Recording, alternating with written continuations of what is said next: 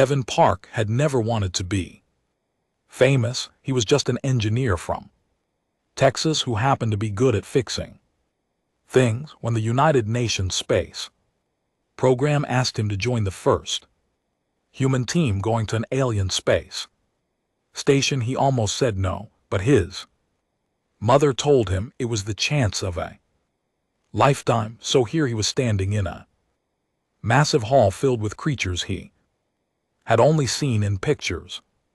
The year was 2247. Humanity had made contact with aliens just 5 years ago. Now they were trying to join something called the Galactic Concord, a group of 12 different species who had been traveling through space for thousands of years. Humans were the newcomers, the babies. Everyone was watching to see if they would mess things up. The space station was called Valera. It floated in the darkness between stars, bigger than any city Kevin had ever seen. The halls were tall and wide, built for creatures much larger than humans. Everything glowed with soft blue and purple light. It smelled strange, like metal and flowers mixed together. Kevin walked beside his friend Lisa Moon. She was a language expert who had spent 3 years learning alien tongues. She was supposed to keep Kevin and the others out of trouble.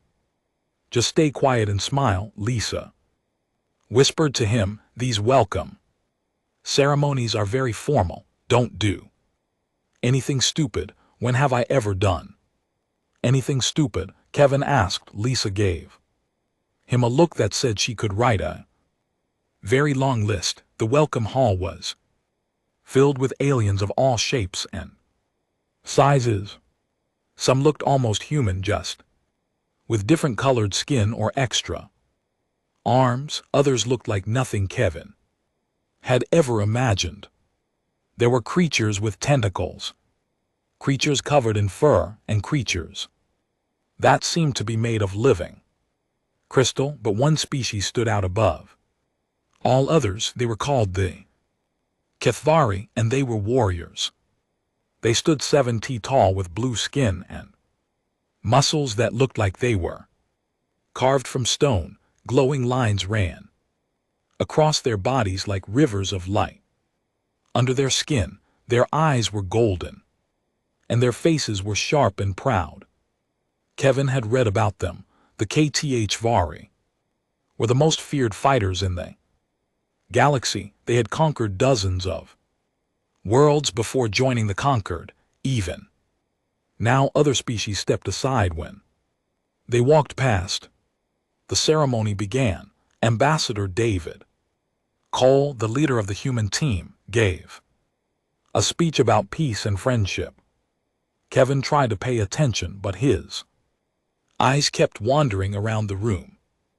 Everything was so strange and beautiful. Then he saw her. She stood at the front of the Cathvari group, taller than the others. Her skin was deep blue like the ocean at night. The glowing lines on her body pulsed with soft violet light. She wore armor that looked like it had seen many battles. A long scar ran down the left side of her face from her forehead to her jaw, but somehow it made her look more beautiful, not less. She was staring right at Kevin. He did not know why. Maybe he had done something wrong. Maybe she was angry. His heart started beating fast. He did not know what to do, so he did the only thing that felt natural. He smiled at her. It was not a big smile, just a small, friendly one. The kind you give to a stranger on the street. Back home it meant nothing. Just a way of saying hello. The room went silent. Every alien in the hall turned to look at Kevin. The music stopped. Ambassador Cole stopped talking in the middle of his sentence. Even the floating robots that served drinks froze in the air. Lisa grabbed Kevin's arm so hard it hurt. "Kevin," she said, her voice very quiet and very scared. "What Did you just do? I just smiled, Kevin said. What's wrong with smiling? Before Lisa could answer, the tall Kathy woman stepped forward, the crowd part before her like water before a ship. Her boots made heavy sounds on the metal floor. Each step echoed through the silent hall. She stopped right in front of Kevin. Up close she was even more impressive. She had to look down to meet his eyes. The glowing lines on her skin grew brighter, turning from soft violet to brilliant purple. Kevin's mouth went dry. He had never felt so small in his life. The woman raised her hand and pointed at him. Her voice rang out across the hall, loud and clear and full of absolute certainty. This man is mine. Kevin blinked. I'm sorry, what? The woman did not explain. She simply turned to face the crowd, keeping one hand pointed at Kevin like she was claiming a prize. The other Kethi warriors nodded with respect. Some of them even looked jealous. Ambassador Cole rushed over, his face very pale. Commander Toller, I'm sure there's been some kind of misunderstanding. There is no misunderstanding, the woman called Thera said, her golden eyes never left Kevin. He issued the challenge. I have accepted by the ancient laws of my people. He belongs to me now. Challenge, Kevin said. I didn't challenge anyone. I just smiled. Lisa pulled him close and whispered in his ear. Her voice was shaking. Kevin, in Kthvari culture, smiling at a warrior is a sign of deep admiration. It means you respect their strength. It means you find them worthy. Worthy of what? Lisa swallowed hard. Worthy of marriage.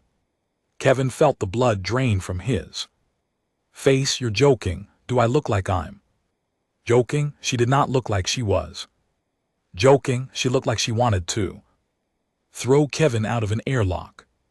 Kevin looked back at Thera. She was watching him with those golden eyes, and for just a moment he thought he saw the corner of her mouth curve upward. She was smiling back at him. Kevin Park had been on the space station for exactly 47 minutes, and somehow he was already engaged to the most dangerous warrior in the galaxy. His mother was never going to believe this. The next 3 days were the strangest of Kevin's life. News of what happened at the welcome ceremony spread across the entire space station.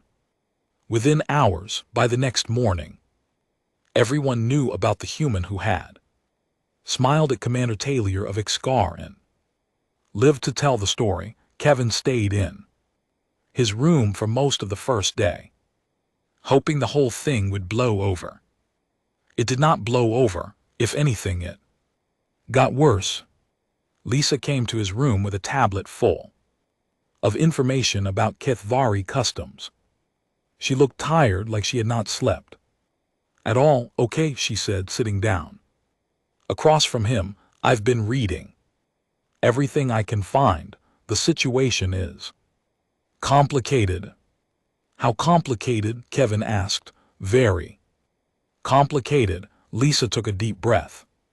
In Kthvari culture, warriors are the highest class. They spend their whole lives training and fighting. When they reach a certain age, they start looking for a mate, but they don't just choose anyone. They wait for someone to show them respect, and a smile means respect. Not just respect, a genuine smile given freely is considered the highest honor. It means you see their strength and you are not afraid. It means you admire them. Lisa paused. It means you think they would make a good partner for life. Kevin put his head in his hands. I smile at everyone. It's just what humans do. Well, the Kthvari don't know that, too. Them, you just declared your love for one of their greatest warriors in front of the entire station, there was a knock. At the door, Lisa got up to answer it. Standing outside was a young Kithvari. Male, smaller than Thera, but still much bigger than any human he was, carrying a long wooden box. A gift, he said, from Commander Toller. To her chosen, he handed the box to Lisa and walked away without another word. Lisa brought the box inside and opened it carefully, resting on a bed of dark cloth was a knife. It was beautiful, with a curved blade that shimmered like starlight and a handle wrapped in soft leather.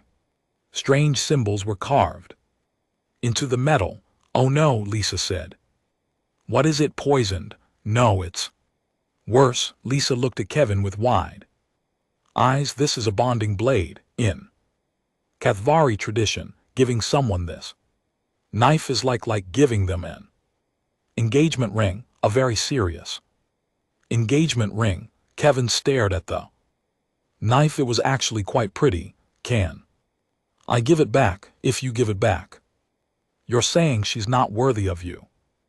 That's a terrible insult.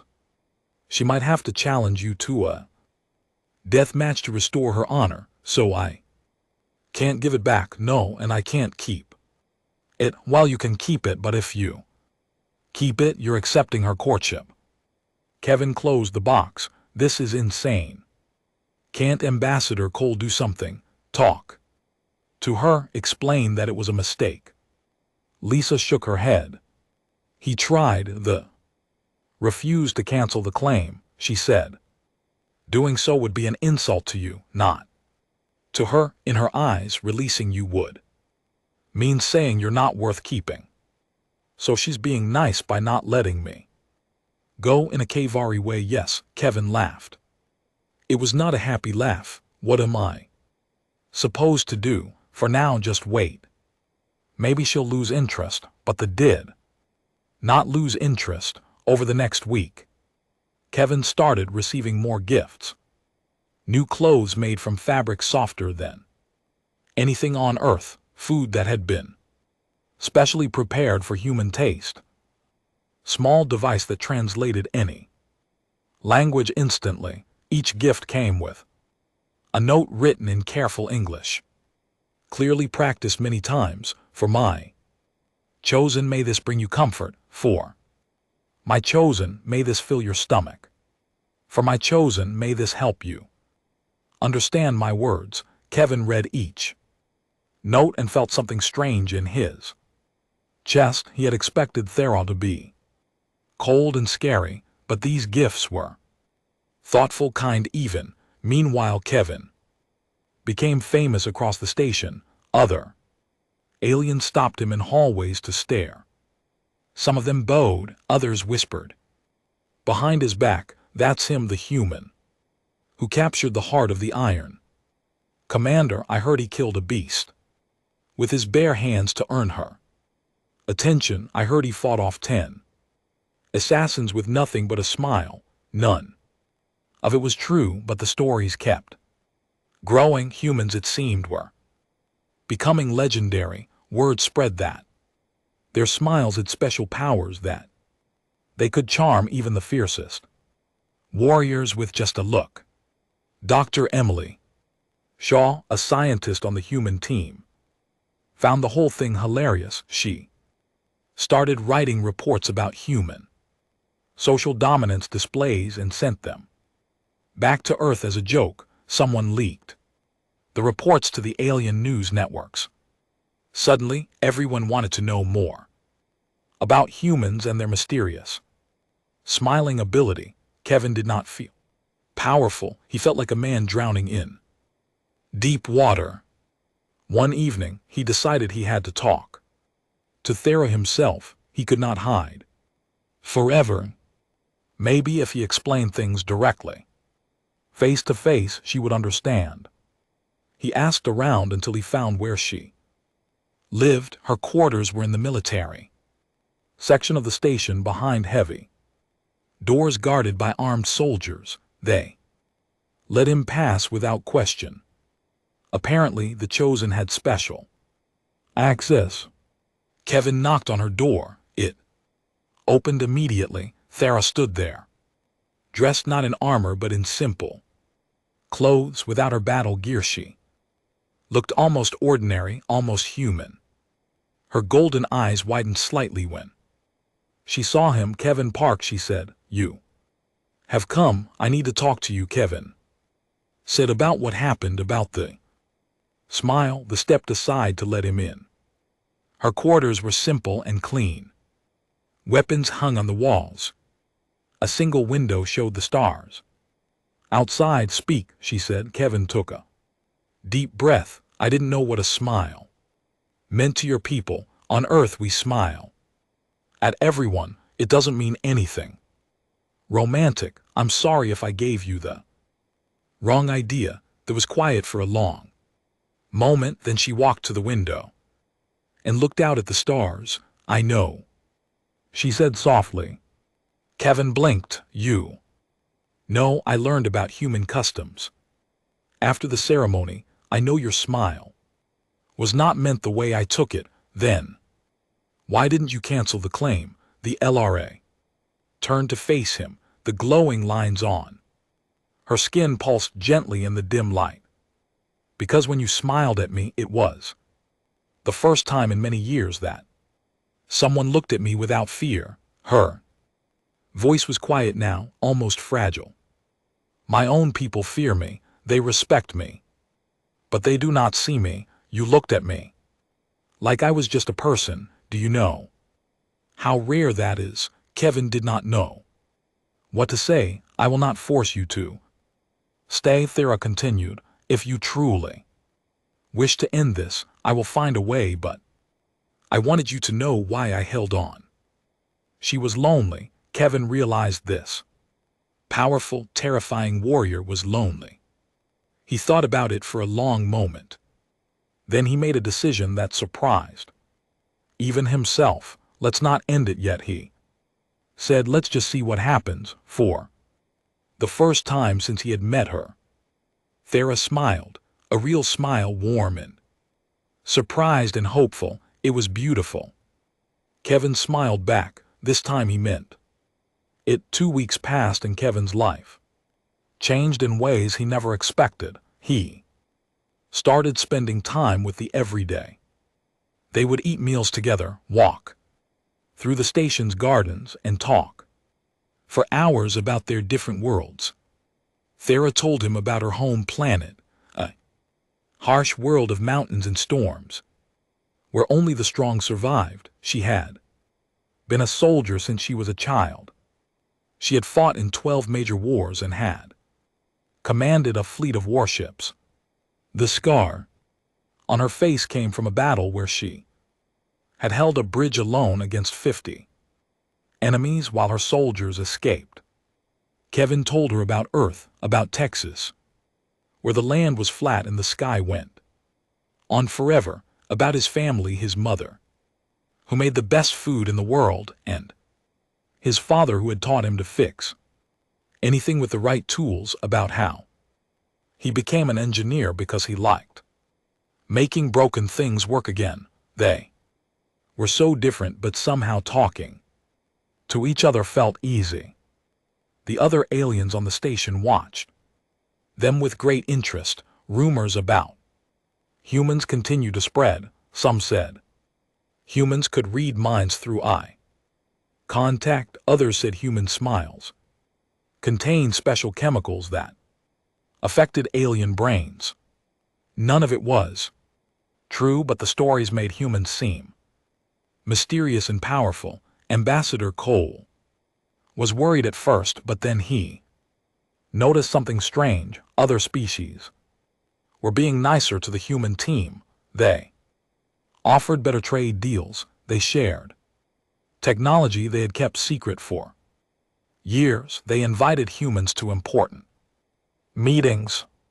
I don't understand it, Cole said to Lisa one day. We're getting more respect than ever before, all because of Kevin and his smile. Lisa laughed.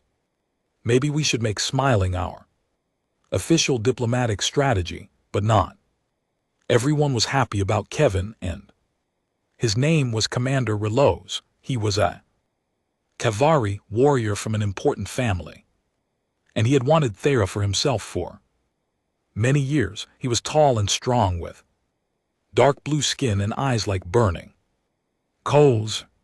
When he heard that Thera had claimed a human, he was furious.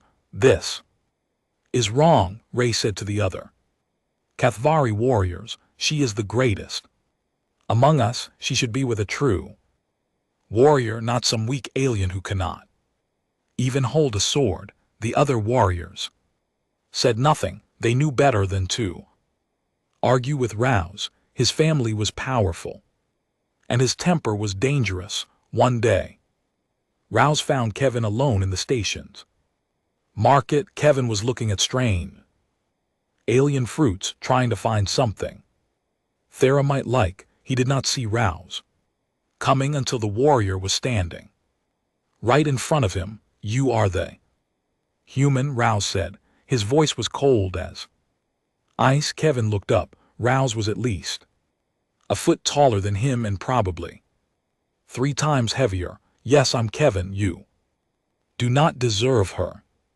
Kevin felt his heart beat faster, but he kept his voice calm. That's probably true, but she chose me, not the other way around, Rouse growled. The sound was like thunder. You think you are clever, you think you're strange. Human ways make you special, but you are nothing. You are weak. I could break you with one hand, maybe, Kevin said, but that wouldn't make the LRA choose you. Instead, it was the wrong thing to say.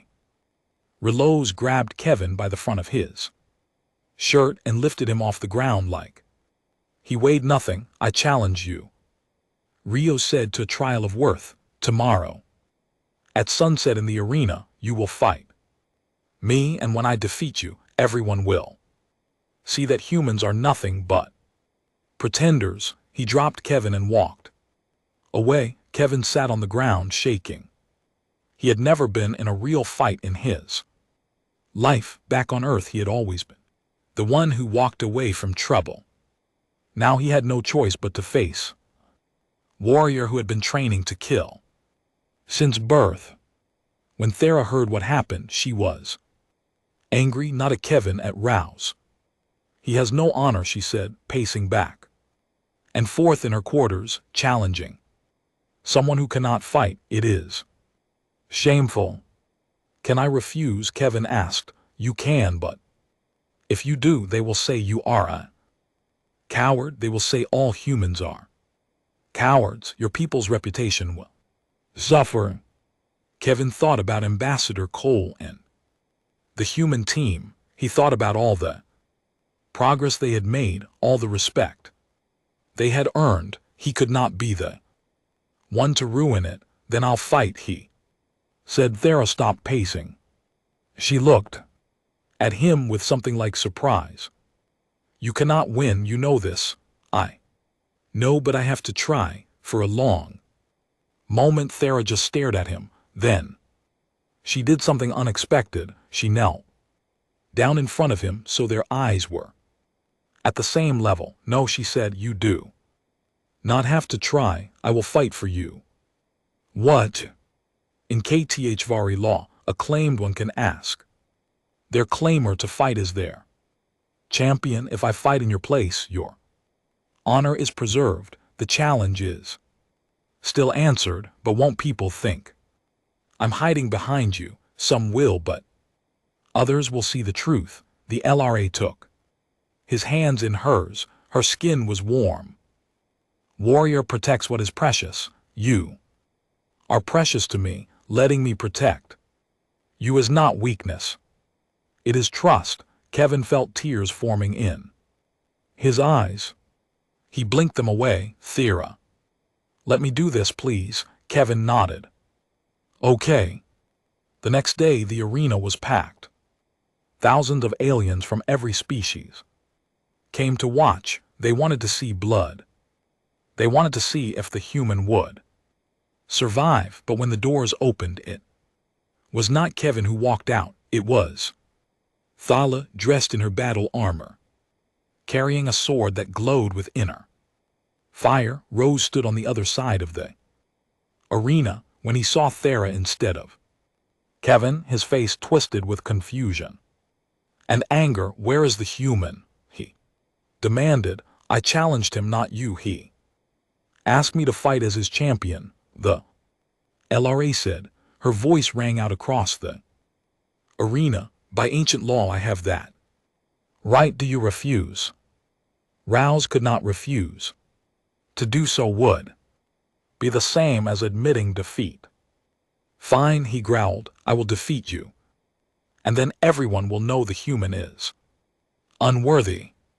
You may try, the said. The fight lasted only 3 minutes. Rouse was strong, but they was faster. She moved like water flowing around his attacks. Every time he swung his sword, she was already somewhere else. The crowd watched in amazement as she danced around him, never attacking, just dodging. Then Rouse made a mistake. He swung too hard and lost his balance. For just a moment, Thera struck like lightning. Her sword moved in a blur, and suddenly Raylos was on the ground with her blade at his throat. Yield, she said. Raylos closed his eyes. I yield. The crowd exploded with cheers, not just the Kithvari but everyone. They had come to see violence, but they had witnessed something more. They had seen a warrior fight not for glory or pride, but for love. Thera helped Raylos to his feet. You fought well, she said. There is no shame in losing. Raylos looked at her, then at Kevin in the stands. For a moment Kevin thought he saw understanding in those burning eyes. Perhaps, Raylos said slowly, I judged too quickly. A man who inspires such loyalty cannot be entirely without worth. He walked away without another word. That night Kevin and Thea sat together on the balcony of her quarters, looking at the stars. Thank you, Kevin said. You didn't have to do that. Yes, I did. The put her hand over his. You would have faced him even knowing you would lose. That took courage, more courage than any sword fight. Kevin laughed softly. I was terrified. Courage is not the absence of fear. Courage is acting despite it. Kevin looked at her. The starlight made her skin glow. The scar on her face looked like a silver river. I think I understand why you're their greatest warrior, he said. It's not because you're the strongest, it's because you have the biggest heart. The turn to look at him. Her golden eyes were soft. No one has ever said that to me before. Then everyone else is blind, she smiled. And Kevin, for the first time since this whole thing started, felt like maybe everything was going to be okay. 1 month had passed since Kevin smiled at Thera. What started as an accident had become something real, something neither of them expected, but both of them needed. Kevin taught Thera about human culture. He showed her movies on his tablet, starting with old science fiction films from the 20th century, though was confused by most of them. She did not understand why the humans in the movies were afraid of aliens. These creatures are not frightening, she said, pointing at the screen. I have fought things much worse than this. That's not the point. Kevin laughed. The point is the story, the adventure, the feeling. Humans are strange, Thera said, but she kept watching anyway. Kevin also taught her about music. He played her songs from Earth, everything from classical piano to country guitar. Thera's favorite was jazz. She said it reminded her of battle, the way the notes fought and danced with each other before coming together in harmony. In return, Thera taught Kevin about her world. She showed him the Kthvari warrior code, a set of Rules that every fighter lived by. Honor, loyalty, protection of the weak. Kevin realized that despite their scary appearance, the Kithvari were not so different from the best soldiers on Earth. She also taught him her language, not the common tongue that everyone in the galaxy spoke, but her native words. The sounds were harsh and difficult, like rocks grinding together, but Kevin practiced every day until he could say one sentence perfectly. "What does it mean?" he asked after finally getting it right. The looked away. "It means you are my home."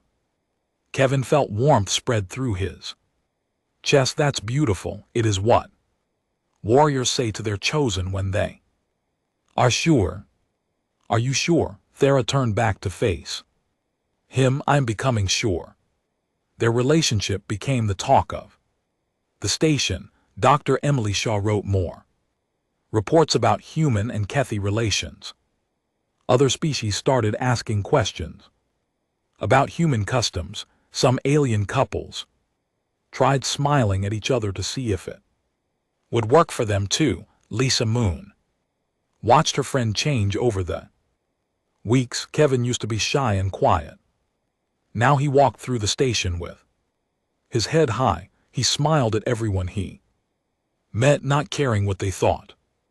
Somehow being chosen by the scariest warrior in the galaxy had made him braver. "You're different," Lisa told him one day. "Good, different, or bad?" "Different, good. I think you seem happier." Kevin thought about it. "I am happier. It's weird. I came here to do a job and I ended up finding her. Do you love her?" The question caught Kevin off guard. He had not used that word yet, not even in his own mind. But now that Lisa said it, he realized the truth. "Yeah," he said softly, "I think I do." Everything changed on the 42nd day.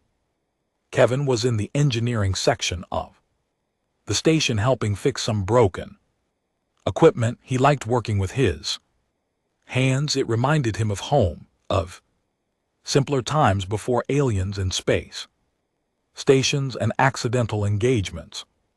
Suddenly alarms started screaming. Red lights flashed everywhere. The floor shook beneath his feet. "Warning," a computer voice said. "Reactor malfunction in Section 7. Critical failure in 10 minutes. All personnel evacuate immediately."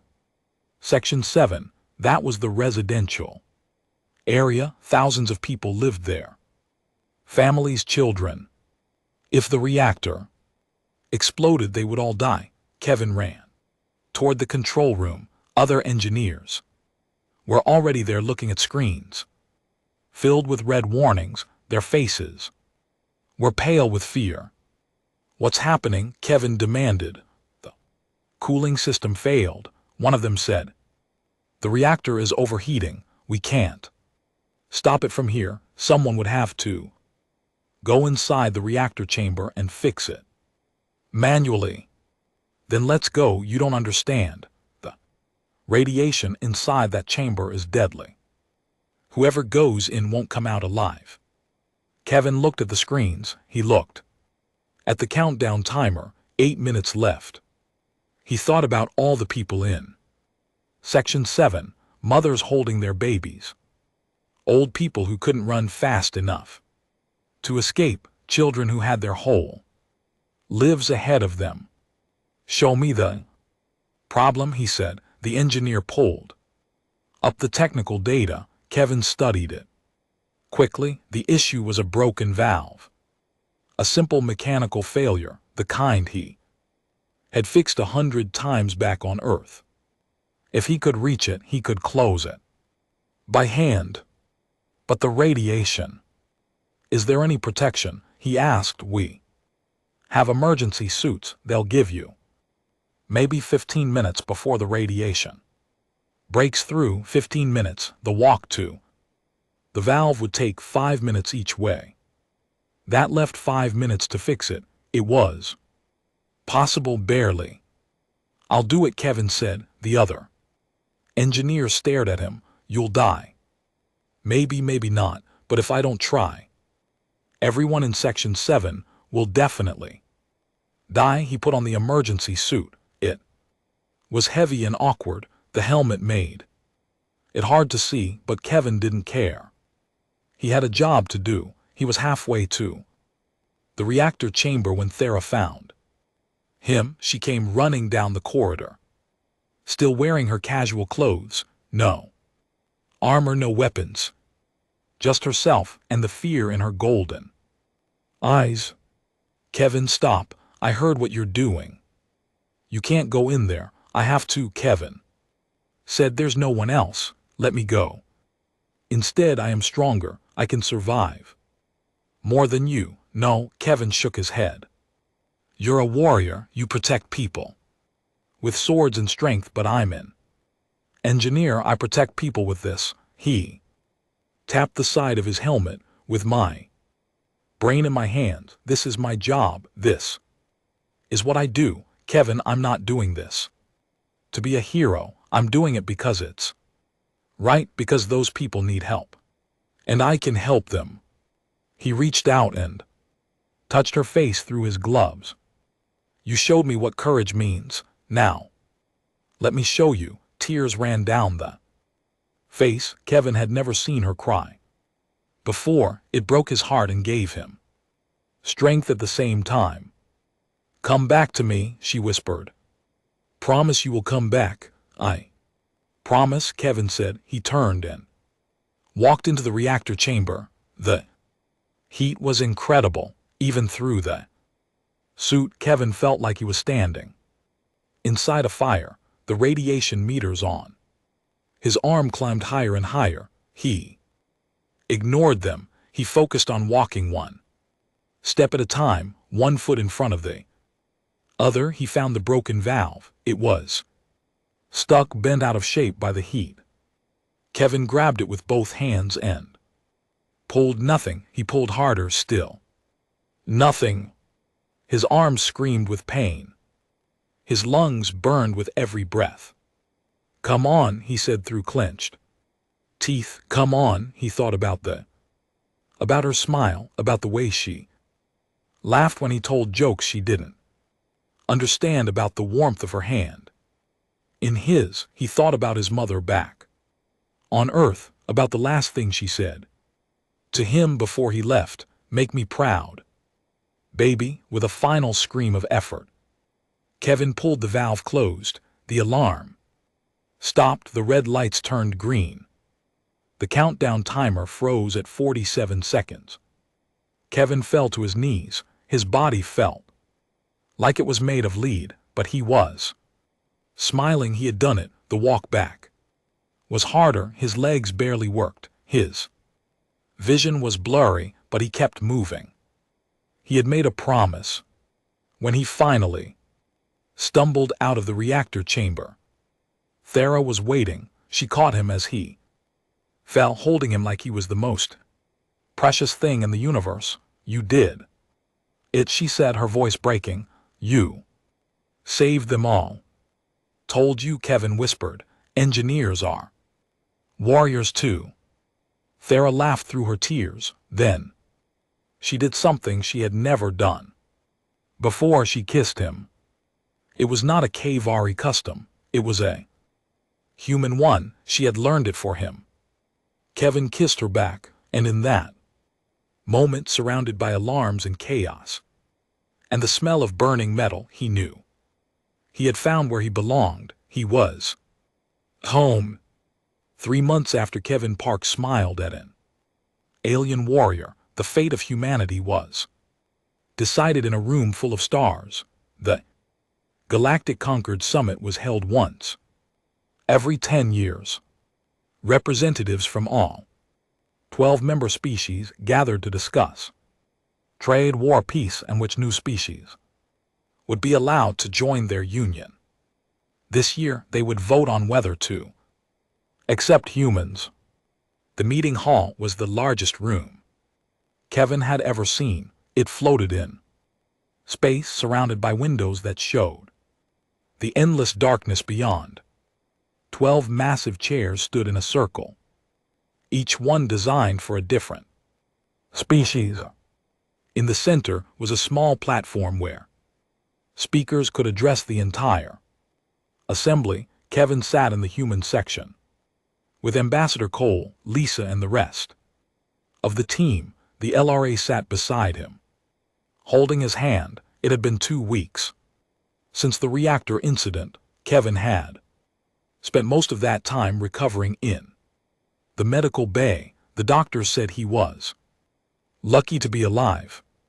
The radiation had damaged his body, but not beyond repair. He would live. The story of what he did spread across the station and beyond. The human who walked into a burning reactor to save thousands of lives.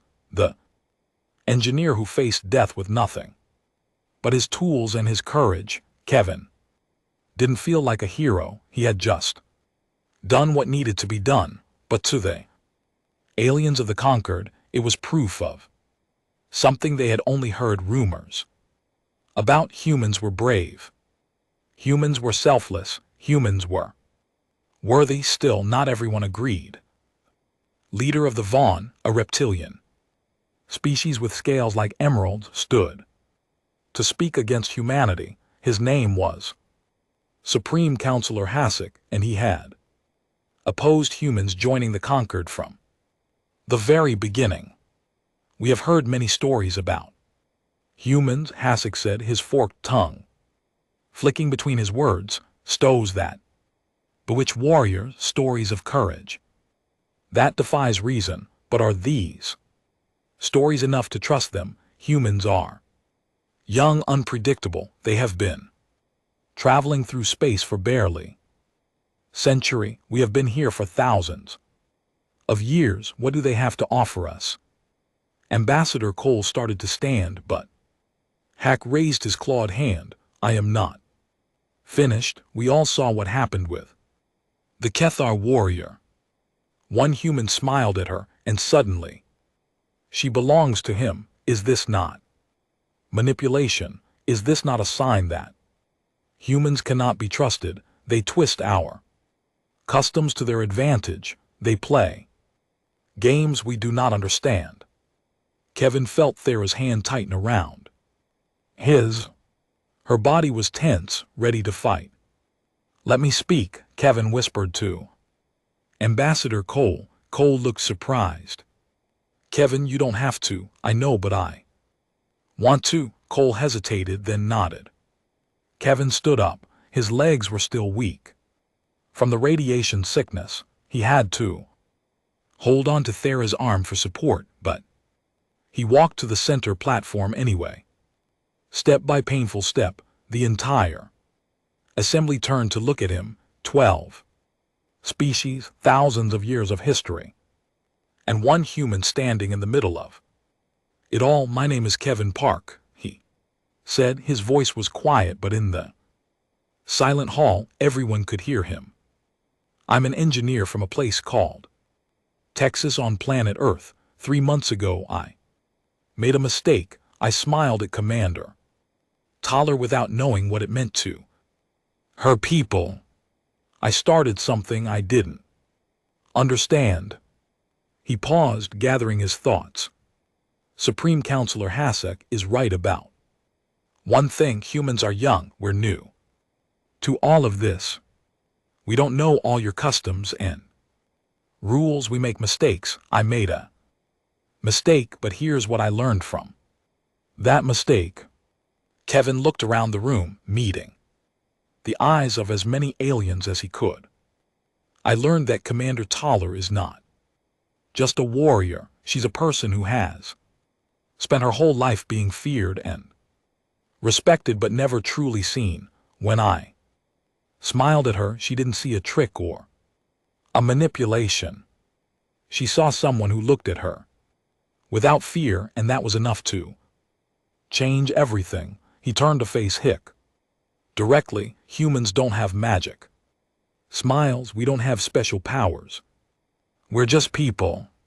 Small, weak Short-lived compared to most of you, but we have something else. We have the ability to connect, to reach out to others even when we're scared, even when we don't understand. Sometimes we mess up, but we never stop trying. Kevin's voice grew stronger. When that reactor was about to explode, I didn't think about whether the people in Section 7 were Kithvari or Vaughn or human. I just knew they were people who needed help, and I could help them, so I did. That's what humans do. We help, we connect, we try. He took a deep breath. You can vote against us. You can send us back to Earth and close your doors, but it won't change who we are. We'll keep reaching out. We'll keep smiling. We'll keep trying to understand, because that's what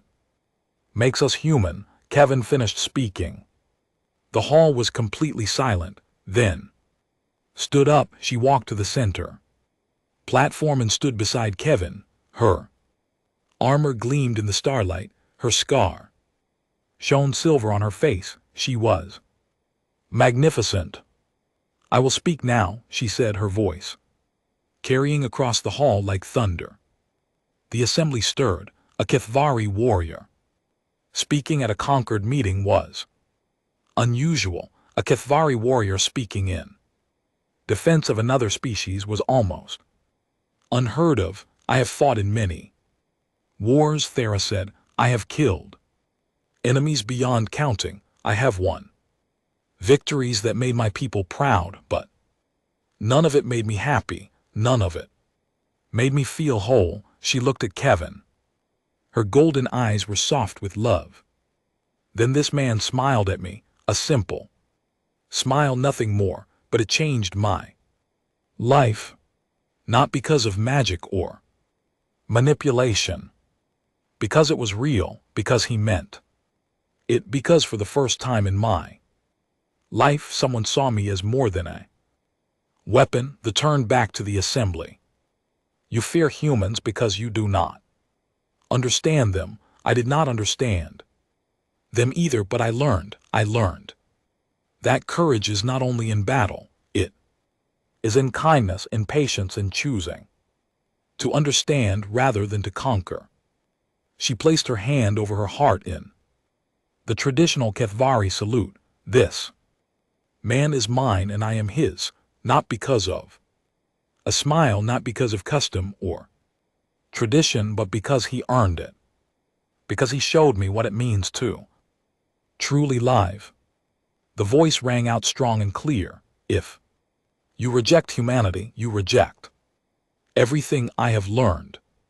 You reject the possibility of growth and change.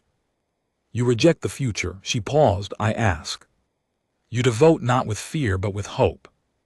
She stepped back and took Kevin and LT, Unk and GT hand. The assembly was silent for a long moment. Then one by one the representatives began to vote. Kithvari voted yes. The crystalline beings called the Shara voted yes. Tentacled Morvani voted yes. One by one the species cast their votes. Some voted quickly, others took longer, discussing among themselves. Kevin watched, his heart beating so hard he could feel it in his throat. Finally only Hasek and the Vorn remained. The Supreme Counselor stood in silence, his reptilian eyes fixed on Kevin. For a long moment he said nothing. The human speaks well, Higgs said at last, and the Kithvari warrior speaks even better. Perhaps I judge too quickly. He raised his clawed hand. Vorn vote yes. The hall erupted in cheers. Humans were part of the galactic conquered. After all the doubt, all the fear, all the misunderstandings, they had been accepted. Kevin felt tears running down his face. Thera pulled him into her arms, holding him tight. Around them, the human team was celebrating, hugging each other and crying with joy. Later that night, Kevin and the stood alone on a balcony overlooking the Stars, the celebrations were still going on behind them, but they had slipped away for a quiet moment together. We did it, Kevin said softly. We actually did it. You did it, they replied. Your words moved them, your courage inspired them, our courage together. They smiled. It was the same smile she had given him that first day, bright and warm and full of hope. I love you, she said. The words were human, strange on her tongue, but perfect. I love you too, Kevin answered. They stood together watching. The stars turned slowly in the darkness. So Lisa's voice came from behind them. Are you two officially together now? Kevin and they turned. Lisa was standing in the doorway grinning. Kevin looked at she looked at him. He smiled. She smiled back. Yes, they said together. And somewhere across the galaxy, a new story was being told. The story of the human who smiled at a warrior and changed the fate of worlds. The story of a love that crossed species and cultures. And fear, the story of how humanity found its place among the stars. It started with a smile. It ended with a home.